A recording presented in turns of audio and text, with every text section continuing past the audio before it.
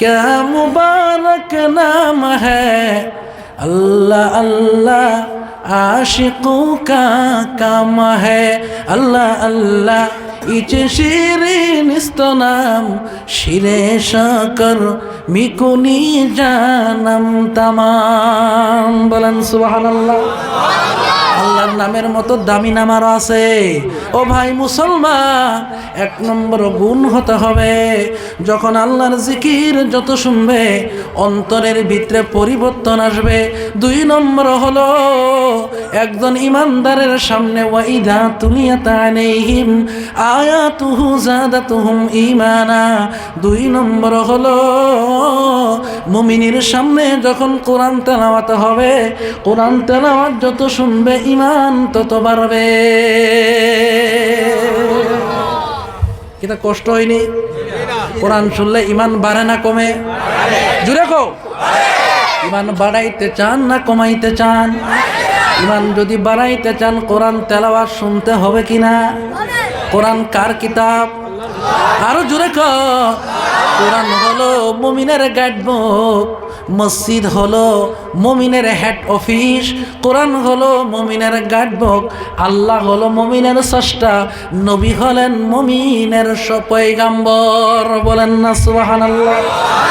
ও ভাই মুসলমান, বলে যায় কোরআন যত শুনবেন ঈমান তত বাড়বে।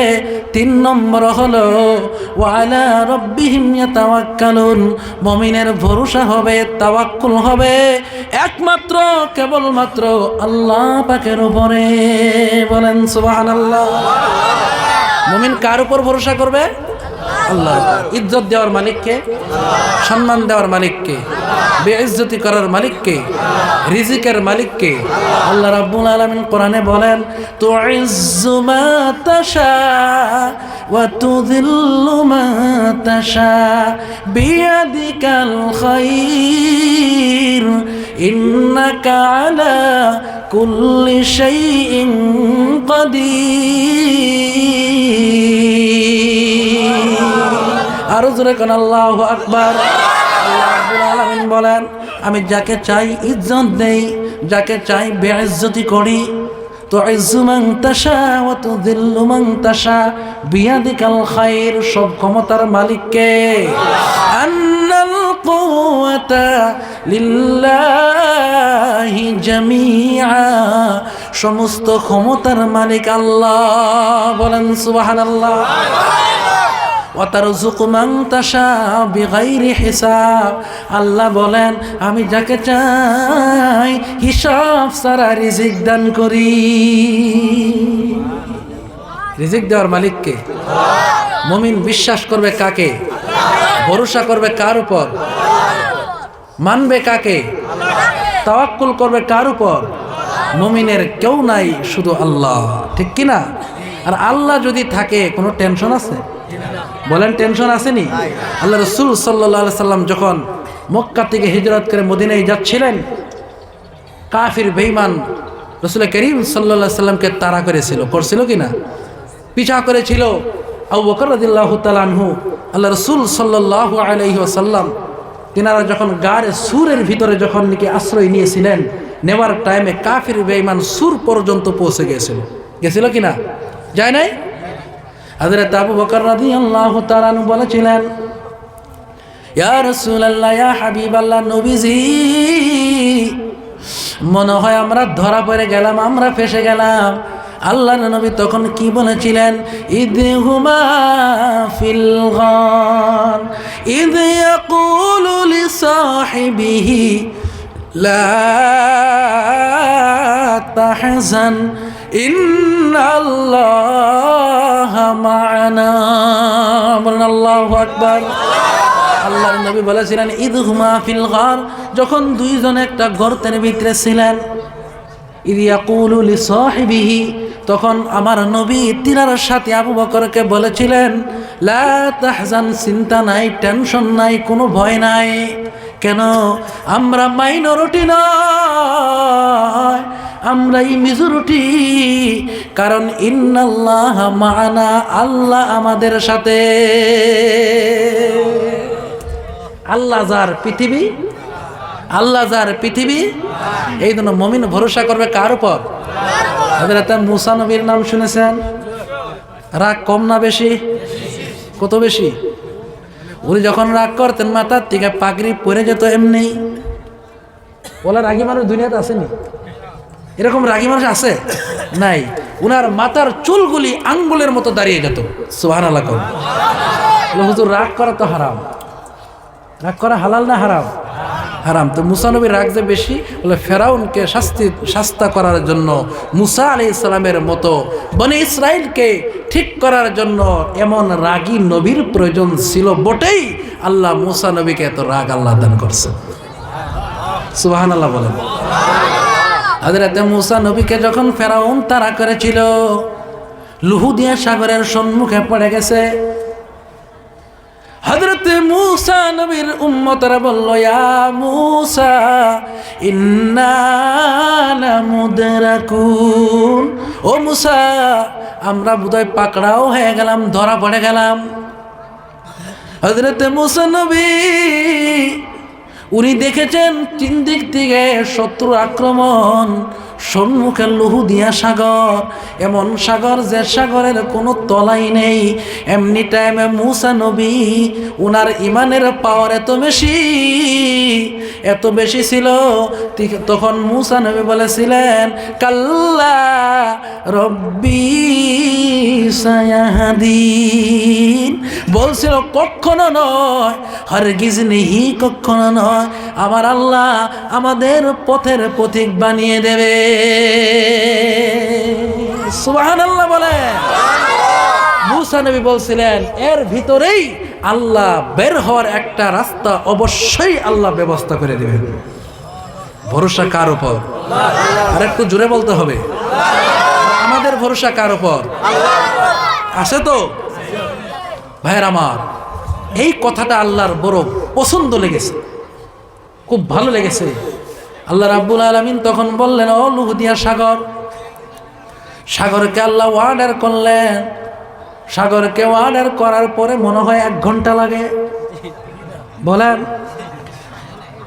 আল্লাহ রাব্বুল আলামিন যখন ইরাদা করে, ইদা আরাদা আইয়াকুলা লাহু কুন ফায়াকুন। আল্লাহু আকবার। আল্লাহ পাক যখন কোনো বস্তু করার শুধু ইরাদা করে, লাহু কুন মানে হয়ে যায়, ফায়াকুন সাথে সাথে হয়ে যায়। জোরে কও সুবহানাল্লাহ।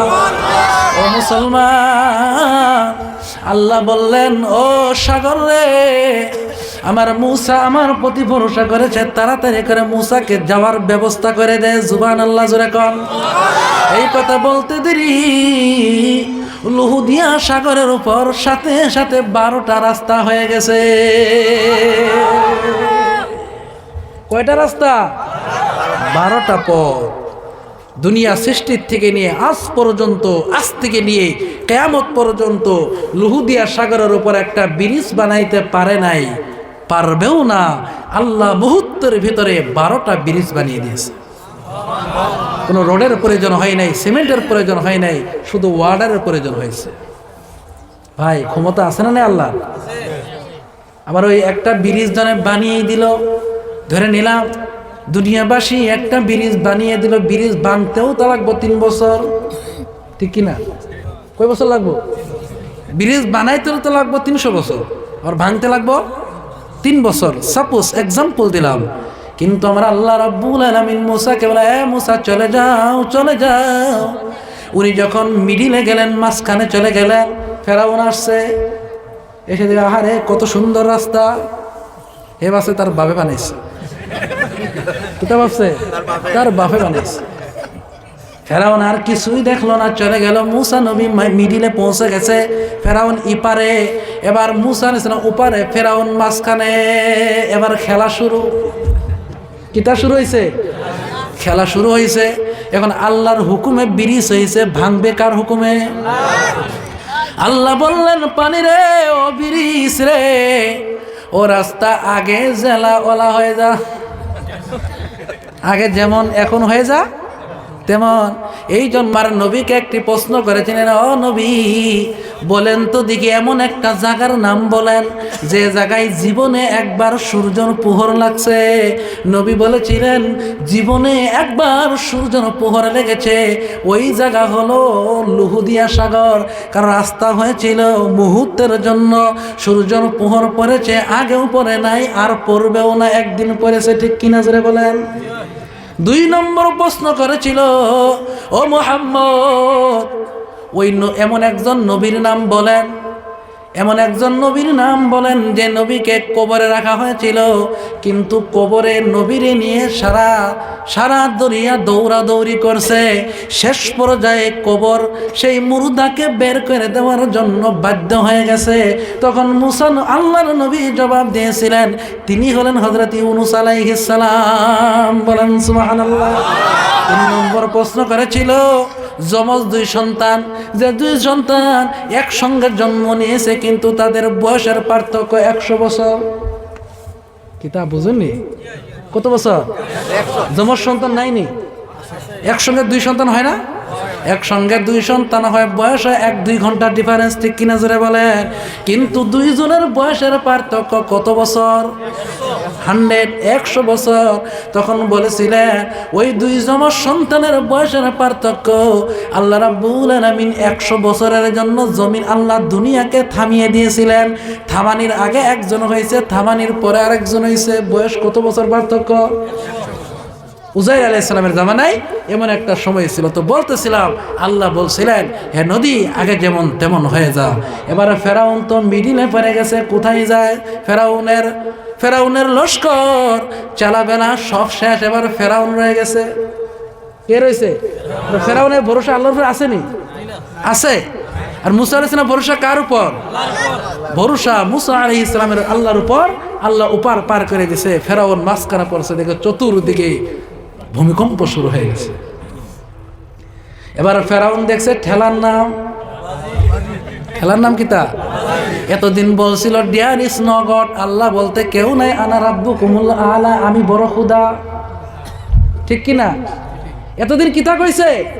আমি বড় খুদা, আমি ছাড়া আরো খুদা আসেনি? না আপনারা নাই কইতা না, ও ফেরাউনের কথা।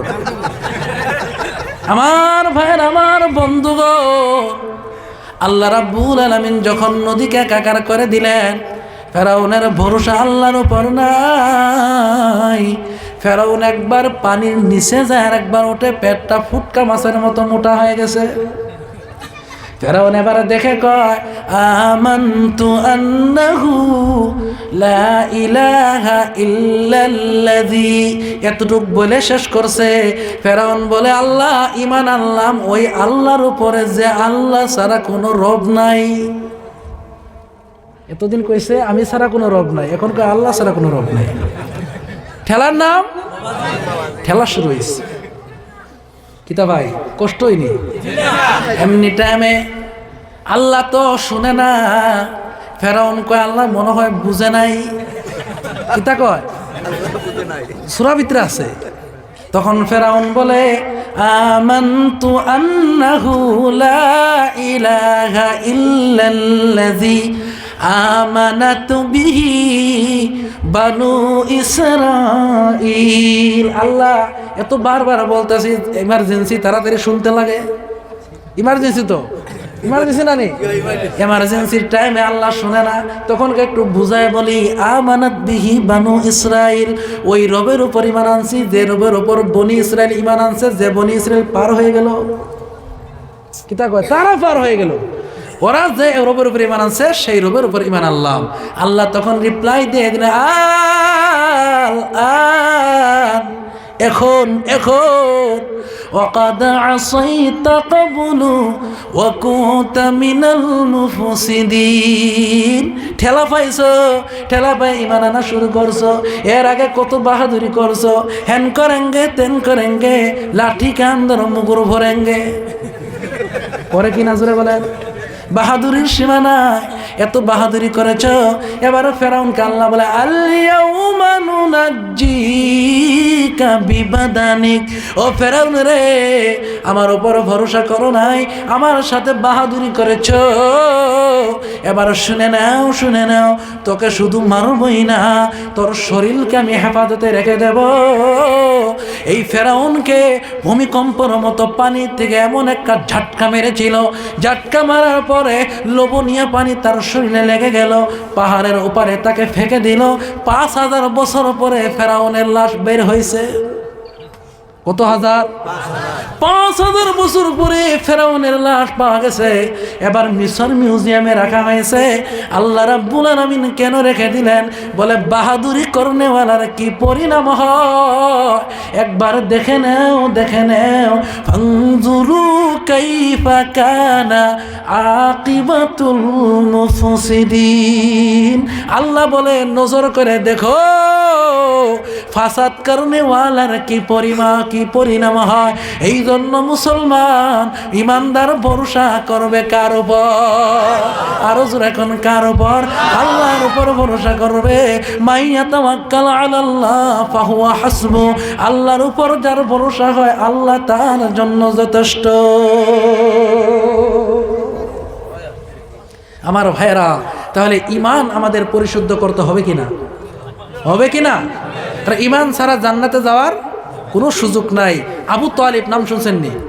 শোনেন নাই?